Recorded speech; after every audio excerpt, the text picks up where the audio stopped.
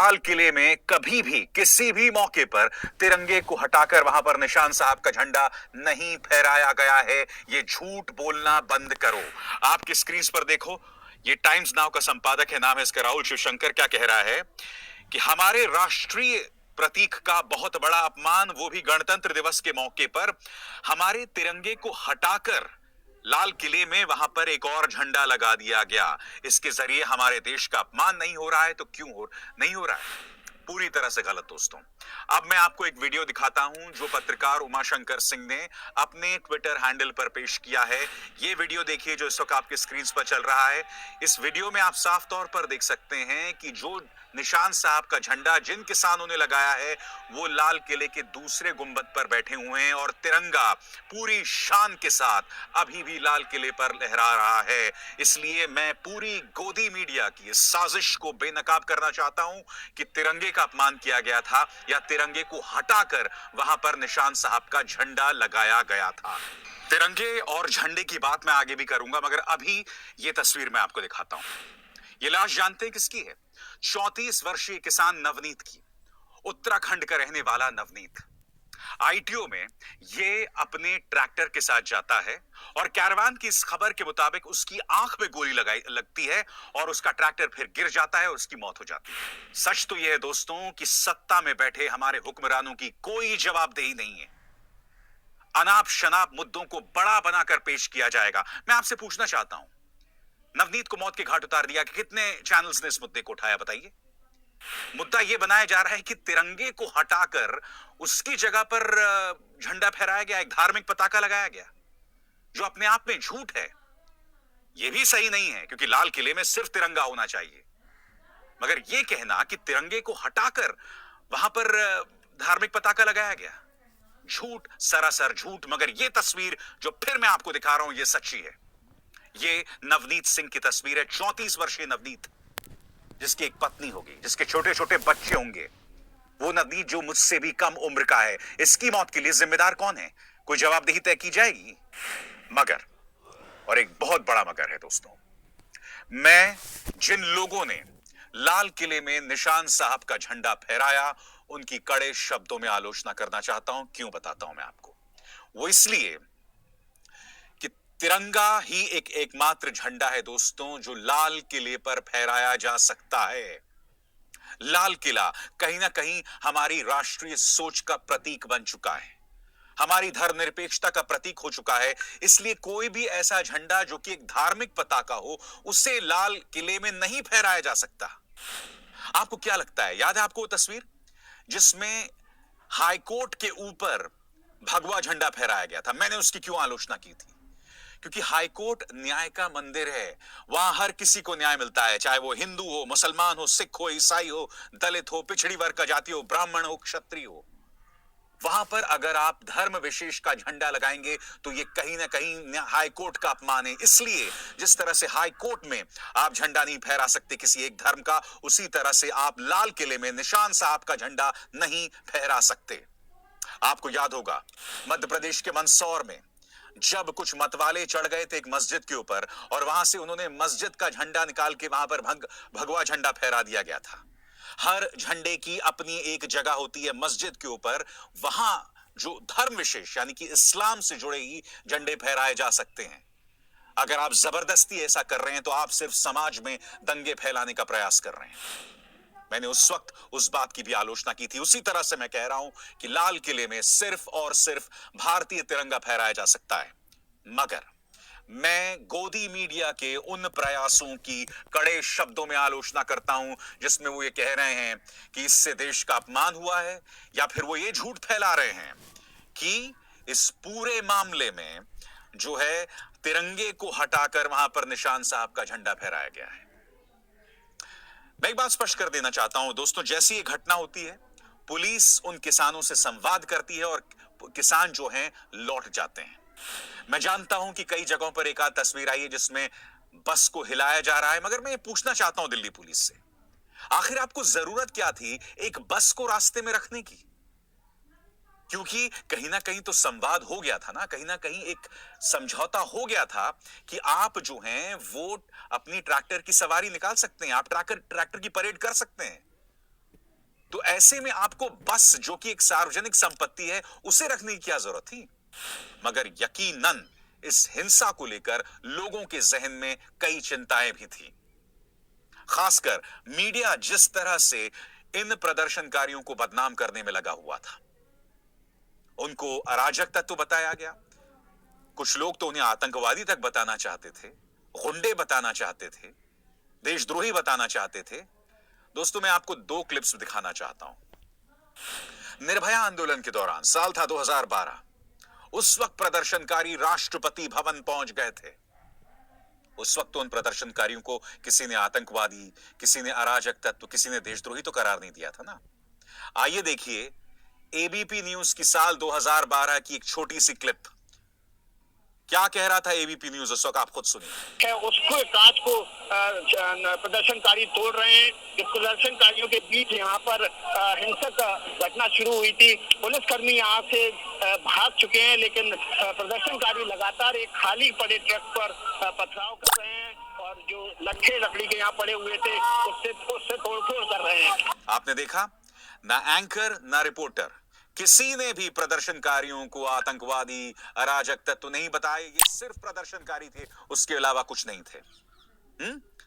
आज की तारीख में यही पत्रकार किसानों को आतंकवादी, जो है अराजक तत्व और देशद्रोही बताएंगे।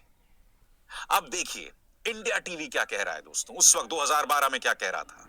देखिए, जब निर्भया आंदोलन में लोग राष्ट्रपति भवन तक पहुंच गए थे, उस वक्त क्या हमने उन प्रदर्शनकारियों को आतंकवादी, अराजक तत्व, एनार्किस्ट्स बताया था? देखिए, आज में पहली बार राष्ट्रपति भवन के बाहर प्रदर्शन, दामिनी के लिए बौखलाहट, राजपथ पर उमड़ी पूरी दिल्ली। महामहिम के दर पर लाठी डंडों की बरसात। तो मैं ये समझना चाहता हूं कि जब वो किसान जिसे आप शुरू से बदनाम कर रहे थे, शुरू से आतंकवादी बता रहे थे, अब जबकि वो दिल्ली में प्रवेश कर गया है, और मैं जानता हूं कि कुछ युवा आपा खो गए हैं, और वो आपा क्यों खो गए हैं उसकी भी मैं वजह आपको बताऊंगा थोड़ी देर में, मगर इसके चलते आप उन्हें अराजक तत्व बता दें। देखिए, ये आंदोलन जो है किसी नेतृत्व में थोड़ा ना हो रहा है, किसी खास व्यक्ति के नेतृत्व में थोड़ना हो रहा है। किसान पहुंच रहे हैं देश के अलग अलग हिस्सों से और वो अपनी आवाज बुलंद कर रहे हैं। ऐसे में आंदोलन कभी कभी भटक जाता है, मगर आपको इस बात को मानना पड़ेगा कि पिछले 2 महीनों से किसान जो है सिंघू बॉर्डर, टिकरी, शाहजहांपुर, तमाम जगहों पर जो है वो प्रदर्शन कर रहा है। 100 के करीब किसान ठंड में ठिठुर कर मर चुके हैं, अलग अलग बीमारियों से मर चुके हैं। वो सिंघू बॉर्डर पहुंचा भी नहीं था, उसे आपने खालिस्तानी बताना शुरू कर दिया। वो सिंघू बॉर्डर पहुंचा भी नहीं था, आपने ये बताना शुरू कर दिया कि इसके पीछे खालिस्तानियों का हाथ है, देशद्रोहियों का हाथ है। इस सरकार ने तो अदालत में, सुप्रीम कोर्ट में हलफनामा दाखिल कर दिया कि साहब आंदोलन के अंदर खालिस्तानियों का प्रवेश हो चुका है। मैं आज आपसे एक सवाल पूछना चाहता हूं, गोदी मीडिया से, पुलिस से, सरकार से। अगर बार बार आपके मां बाप को कोई आतंकवादी गाली देते रहे, खालिस्तानी बताते रहे, देशद्रोही बताते रहे, तो आपके मन पे क्या गुजरेगी? कुछ देर के लिए कल्पना करेंगे, वो जो युवा आज की तारीख में कुछ देर के लिए भटक गया, कुछ देर के लिए नाराज हो गया, क्या आपने उसकी मनःस्थिति को टटोलने का प्रयास किया है? क्या आपने कभी खुद से सवाल किया है कि वो सिर्फ एक प्रदर्शनकारी था, ऊपर से हमारा अन्नदाता है, और आप उसे बदनाम कर रहे थे? ऐसे में अगर वो युवा अपना आपा खो देता है, और मैं कहना चाहूंगा अब तक जो तमाम जानकारी मिली है उस हिसाब से किसानों के इस आंदोलन ने आज के दिन कोई बहुत बड़ा नुकसान दिल्ली में नहीं किया है, क्योंकि आप इसकी तुलना करना चाहेंगे फरवरी में जब दंगे हुए थे जिसमें 60 से ज्यादा लोग मारे गए थे। उस दौरान जो प्रदर्शन हुए थे काफी नुकसान हुआ था, मगर उस वक्त भी आपको पता है कि भड़का कौन रहा था। उस वक्त भी आपको पता है कि भड़काने के चलते युवा जो हैं वो सड़क पर आ रहे थे, जामिया में गोली चला रहे थे, शाहीन बाग में गोली चला रहे थे। आप इन्हें बार बार प्रवोक कर रहे हो, और मैंने लगातार अपने कार्यक्रमों में कहा है। क्या कहा था मैंने अपने कार्यक्रमों में? मैंने यही बात तो कही थी ना कि आप एक ऐसे शख्स को भड़का रहे हैं जो पहले से ही परेशान है। आप क्या उम्मीद करते हैं? आप क्या उम्मीद करते हैं कि वो हाथ जोड़ के आपके सामने घुटने टेके खड़ा रहे? या आप ये सोचते हैं कि किसान की यही नियति है, आप उसे गाली देते रहें, उसे बदनाम करते रहें, मगर वो जो है हाथ जोड़ के आपके सामने खड़ा रहे? अगर कुछ जगहों पर उसने अपना आपा खो दिया है तो वो स्वाभाविक है, मगर बावजूद इसके मैं पूरी जिम्मेदारी से कह रहा हूं कि किसी तरह का कोई देश विरोधी काम नहीं हुआ है। मगर फिर भी मैं अपने किसान भाइयों से अपील करना चाहूंगा, दोस्तों, आपके एक एक कदम पर निगाह है सबकी। आप एक गलती करेंगे, ये गोदी मीडिया जो है आपकी इतनी सी गलती को बढ़ा चढ़ा के कहां पेश कर देगा। इसलिए आप किसी भी सूरत में हिंसा का रास्ता अख्तियार नहीं कर सकते। आज किसान आंदोलन के कई जगहों से इस बात की खबरें आई कि गोदी मीडिया को दौड़ा दौड़ा कर पीटा गया।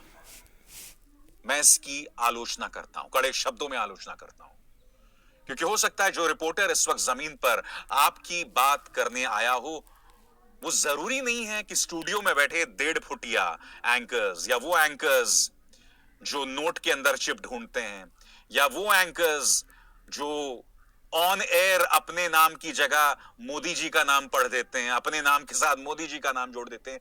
जरूरी नहीं कि वो रिपोर्टर या उसकी सोच भी बिल्कुल उन एंकर्स जैसी हो या अपने मालिकों जैसी हो। इसलिए मेरी आपसे अपील कि कृपया किसी भी सूरत में किसी रिपोर्टर पर हाथ ना उठाएं, क्योंकि इस हिंसा को लेकर आशंका बनी हुई है। मैं आपको सुनाना चाहूंगा कि किसानों के इस आंदोलन से जुड़े योगेंद्र यादव का क्या कहना है। क्या कह रहे हैं योगेंद्र यादव, देखिए। अपील ये है कि जो साथी जिस रूट पर चल रहे हैं, संयुक्त किसान मोर्चा ने जो रूट तय किया है उसी पर रहिए, उससे अलग होने का कोई फायदा नहीं है। किसान शांतिमय तरीके से अगर इसे करेंगे तभी हम जीतेंगे। पिछले 2 महीने से पूरी देश और दुनिया कह रहे हैं, देखो इन किसानों की ताकत, इनकी शांति है।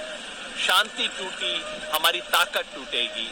आप सबसे अनुरोध है, ये गणतंत्र दिवस है, गणतंत्र दिवस पे ऐसा कुछ ना हो जो गलत हो। जो साथी तोड़ के बैरिकेड आगे आ गए हैं उनसे अनुरोध है, चलिए आप जो कर चुके हैं वो ठीक है, अब कोई तोड़ फोड़ नहीं हो, कुछ ऐसा ना हो जो कि किसान आंदोलन को बदनाम करे। देश के किसान आंदोलन की पूरी इज्जत आपके हाथ हो। यही नहीं, राहुल गांधी ने भी जो कहा है बयान, उस पे भी कहीं ना कहीं एक आशंका जरूर है। क्या कह रहे हैं, हिंसा किसी समस्या का हल नहीं, चोट किसी को भी लगे नुकसान हमारे देश का ही होगा। देश हित के लिए कृषि विरोधी कानून वापस लो, कह रहे हैं राहुल गांधी। यहां पर भी वो कह रहे हैं कि हिंसा किसी भी सूरत में समाधान नहीं हो सकता। कहीं ना कहीं उनके जहन में भी एक आशंका है कि कहीं किसान उग्र तो नहीं हो रहे हैं। मैंने बार बार पिछले 2 महीनों में कहा है कि ऐसे मौके आएंगे जब आपको भड़काया जाएगा, और उसके लिए सरकार के हथियार स्पष्ट हैं। गोदी मीडिया नंबर 1, दूसरा पुलिस की तरफ से आपको भड़काया जाएगा। ये वीडियो देखिए जो इस वक्त आपकी स्क्रीन पर चल रहा है। इस वीडियो में आप देखेंगे दोस्तों किस तरह से पुलिस बुरी तरह से बेरहमी से इस ट्रैक्टर पर हमला कर रही है। वो ट्रैक्टर जिस पर तिरंगा फहराया जा रहा है या तिरंगा लहरा रहा है, कितनी बुरी तरह से देखिए यहां पर डंडे चलाए जा रहे हैं, भांजे जा रहे हैं। इस तरह की ढेरों तस्वीरें आपको मिलेंगी, आपको भड़काया जाएगा, मगर आप सत्याग्रह के रास्ते पे हैं। वो सत्याग्रह जिसने इस देश को आजादी दिलाई, वो सत्याग्रह जिसका दामन थाम कर गांधी आगे बढ़े और दुनिया के लिए उन्होंने वो मिसाल बने, चाहे वो ओबामा हो, मार्टिन लूथर किंग हो, माल्कम एक्स हो, कोई भी हो, सबके लिए गांधी एक मिसाल थे, नेल्सन मंडेला। और आज तक वो प्रासंगिक बने हुए हैं क्योंकि उन्होंने अपने सत्याग्रह का दामन कभी नहीं छोड़ा। आप भी ये नहीं छोड़ सकते। बेशक पुलिस इस तरह से आप पर लाठियां चलाएं जो इस वक्त आप अपने मेरे स्क्रीन पर देख रहे हैं। जी हां, किसी भी सूरत में आप हिंसा का दामन नहीं थाम सकते। मैं बेबाक ये कहकर खत्म करना चाहूंगा कि कृपया किसान को बदनाम करना बंद करें। देश का कोई ऐसा अपमान नहीं हुआ है, आंदोलन में अक्सर ऐसा होता है, मगर हां, लाल किले पर सिर्फ तिरंगा फहराया जा सकता है। निशान साहब का अगर झंडा फहराया गया, किसी ने उग्र होकर भावेश में आकर अगर कर दिया तो यह सही नहीं है। मगर यह कहना कि तिरंगा को हटा दिया गया है, जैसे कि टाइम्स नाउ कह रहा था, सरासर झूठ है। बेबाक में बस इतना ही। अब